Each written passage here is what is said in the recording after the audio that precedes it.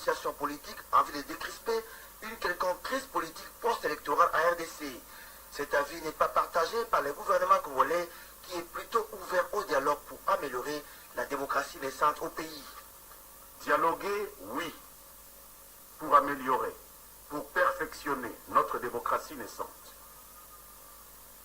Mais non s'il s'agit de violer nos propres lois pour leur substituer une sorte de patrimonialisation des institutions politiques nationales par des intérêts particuliers dans le microcosme politique de Kinshasa.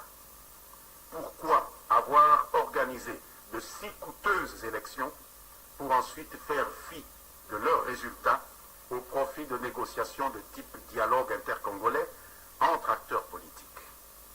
Lambert Mende Malanga dément toute rumeur concernant la mise en résidence surveillée et la déportation de Tshisekedi Mulumba vers l'intérieur du pays. Je suis en mesure de démentir de manière catégorique ces informations qui procèdent manifestement de la radicalisation de la stratégie de la tension mise en œuvre depuis la période préélectorale par le parti de M. Tshisekedi.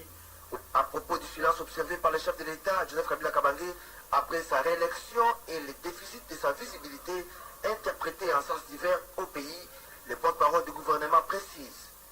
Et il est de bonne politique pour le respect du principe de la séparation des pouvoirs sur lequel repose notre État de droit que lorsque la Cour suprême de justice se saisit ou est saisie du contentieux électoral et est occupée à statuer sur ce contentieux qui porte sur les élections législatives, que les autres institutions de la République, en ce compris le président de la République, qui est la première des institutions de la République, garde le silence. Si le président parlait, j'en vois ici qui lui reprocherait de chercher à influencer la Cour suprême de justice.